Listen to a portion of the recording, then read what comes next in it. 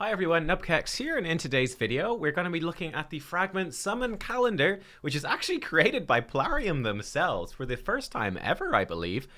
So we're going to look, these are all the events and tournaments that are going to be happening in order to summon in Opardin Clanfather.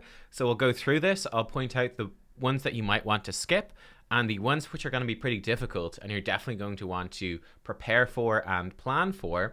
We also have some information on some champion summoning events that are coming for this current Clan v Clan. So I'll probably start off actually showing you those particular champions.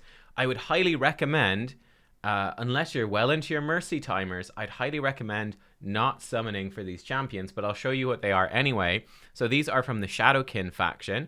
All of the champions are from the Shadowkin faction. So first of all, Taragi the Frog is going to be boosted from, I believe, Ancient and Sacred Shards, 10 times increased chance to summon Taragi. Taragi is amazing.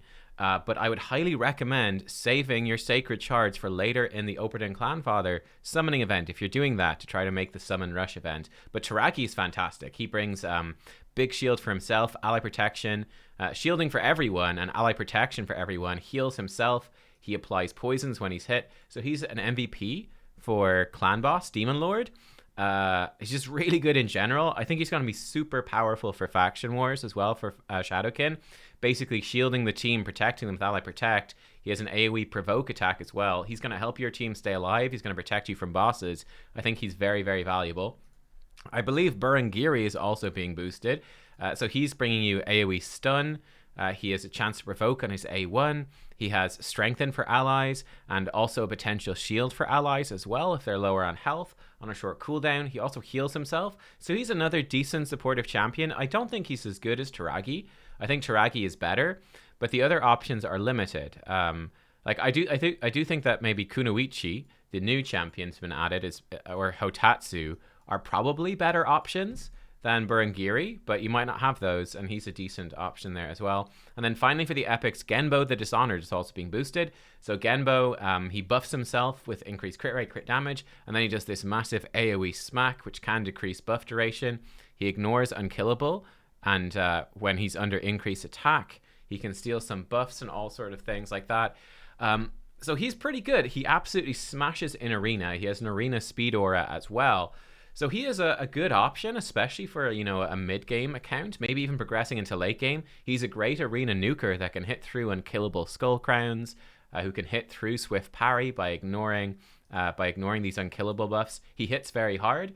So I think he's good, but he is a void shard, and I'd highly recommend not pulling for him because we have a 2x void event happening this weekend, which also ties into the fusion. In terms of the legendaries that are boosted, Genzen is being boosted. I actually think Genzen is really good. Genzen brings you AoE decreased defense, and he fills his own turn meter. He has this attack here that fills his turn meter, potentially fills his turn meter by a whole ton. He decreases cooldowns if he kills an enemy. He has a triple hitter on his A1 that fills his turn meter, and he gets speed and resistance. So Genzen is basically, he's very quick. He's a fast-moving champion. He moves very quickly. He's excellent. He's really good. Great for farming Minotaur. And I think he's the only AoE decreased defense for the faction. So he's going to be super good for his faction. Kyoku is the other one that is boosted. She's extremely good. She's an AoE decreased attack that can also put AoE HP burn. So she can be an AoE decreased attack or HP burner, depending on what you need. Her A1 can place weaken.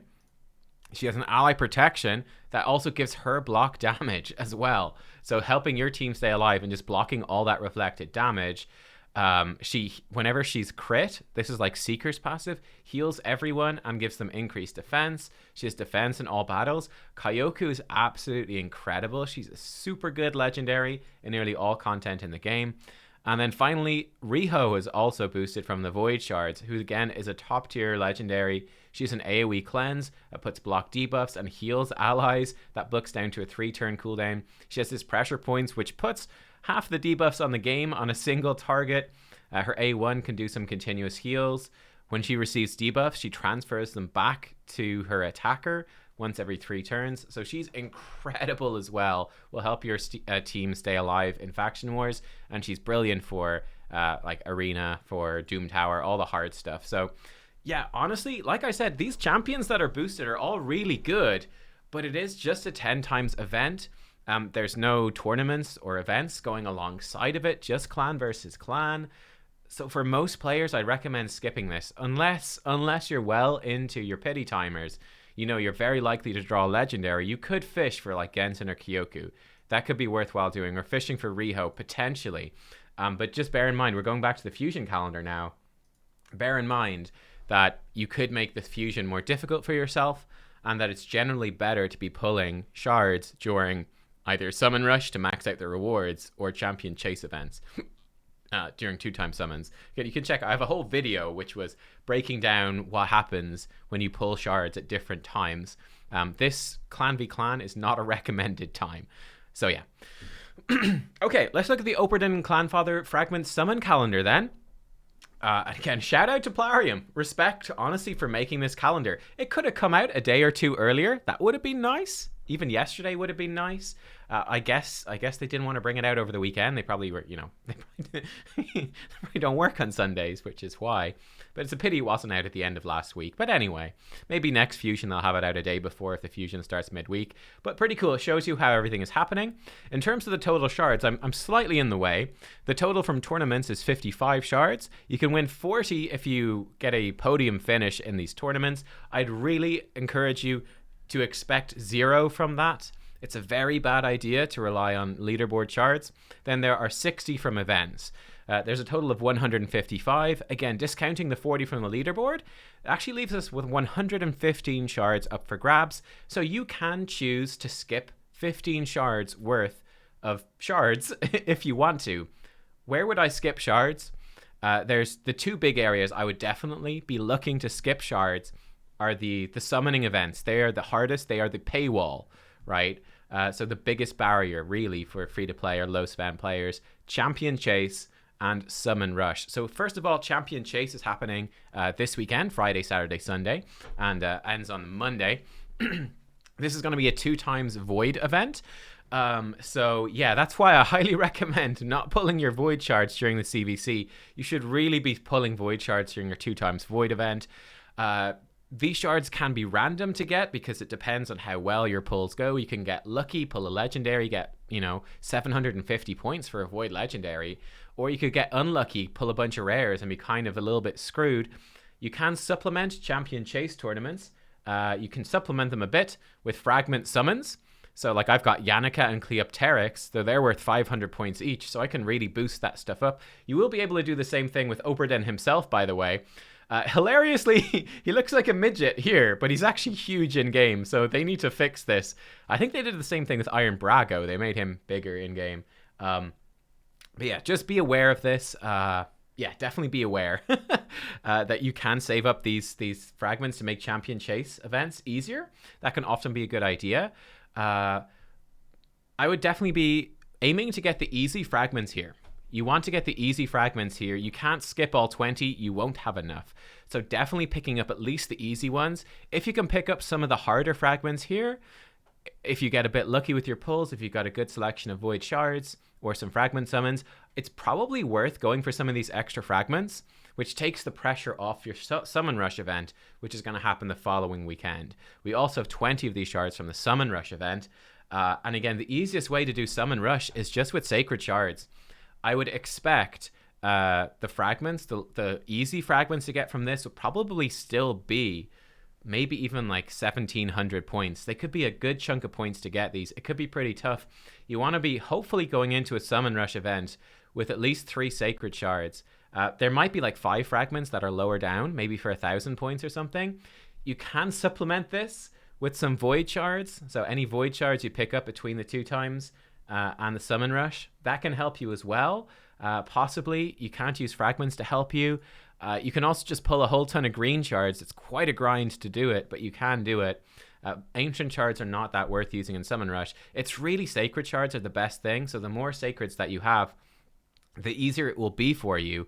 I would be going in with at least 3 and preferably more, and really summoning the minimum you need. By that point, you're going to be deep into the tournament. You can make a decision really after Champion Chase as to what you're going to get. So that would be my recommendations. I'd be looking to drop shards from Champion Chase and Summons Rush. More so from Summon Rush, if possible. Try not to need that many shards from there. And then you can, not worry about Dungeon Divers 3, which I think is going to be kind of hard. You could, for example, skip Dungeon Diver 3 if you end up with too many shards.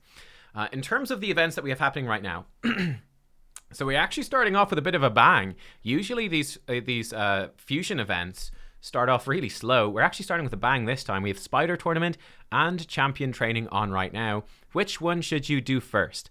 I think you should be doing the Champion Training first and then going to Spider later. The reason is that Dungeon Divers is going to be starting on Wednesday. It's going to be starting in 2 days.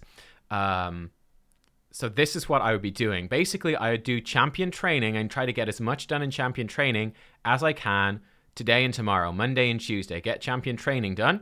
It's going to give you some nice silver as well for Artifact Enhancement. It will help with that. Then when Dungeon Diver starts, I would jump over to Spider. You've got 2 days then to grind out Spider with super raids. Just blitz through it. Let me just double check before I... Okay, this is something that you can consider. I'd math it out for yourself. You'll have 1 day of super raids in Spider. So work out, will you be able... Can you commit on Wednesday to mega grinding Spider? If you can mega grind Spider on Wednesday, maybe spend gems for refills, save up energy refills until Wednesday, that could be the most worthwhile way to do it. Just super raid during Dungeon Divers and get Spider out of the way really fast. So you're double dipping there and you've already made good progress in Champion Training. You can obviously, if you don't quite make it, you could finish off Spider on Thursday. Then I'd be, finishing off the rest of Champion Training. And then when I've got those two in the bag, then I'd switch over to Dragon Tournament. Again, preferably Friday or Saturday when you've got super raids on. Sunday is more of a last resort, but bear in mind, there's nothing else happening on Sunday. So I'd be trying to get a good chunk of Dragon done really on Saturday with super raids. I imagine that the super raid will be Thursday, Friday, Saturday. There'll be none on Sunday. But because there's nothing else on the Sunday, you can finish off the last chunk of Dragon on the Sunday. You will be fine doing that. So that would be my recommendation for this first half, right? So Champion Training first 2 days, Blitz Spider on Wednesday, finish it off if needed on Thursday, finish Champion Training then Blitz Dragon on Saturday with the Dungeon Divers and Super Raids, and finish off Dragon on Sunday. We've got the 2x Voids. Classic Arena, you're just going to be doing that on the side. Depends where you are in Arena. If you're in Bronze, it's going to be extremely hard. You might not be able to make it. If you're in Silver, it's going to be hard. If you're in Gold, it should be pretty easy. Then we go into the second half next week, where again, we're kicking off with a bang. We've Champion Training and Fire Knight overlapping with Dungeon Divers. I would just get Fire Knight done as quickly as possible. With the Super Raids and the Dungeon Divers, just get Fire Knight done and dusted.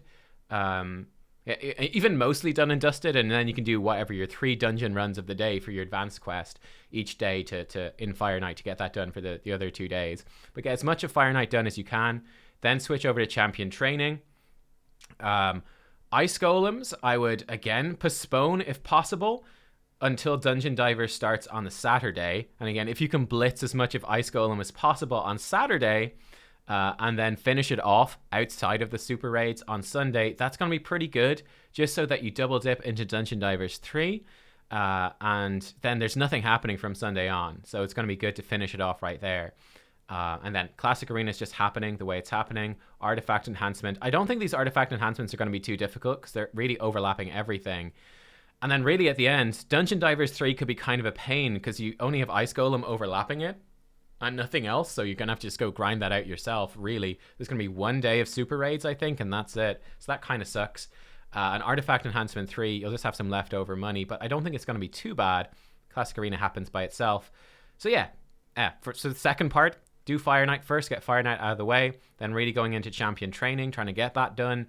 Switch into Ice Golem when you can, especially with super raids on the Saturday, and then finish Ice Golem off. You don't need to have it all done by Saturday. Nothing really happening after Saturday. You're probably just going to be in dungeons to finish off Dungeon Divers if you need the fragments, if you haven't got enough from the Summon Rush and so on.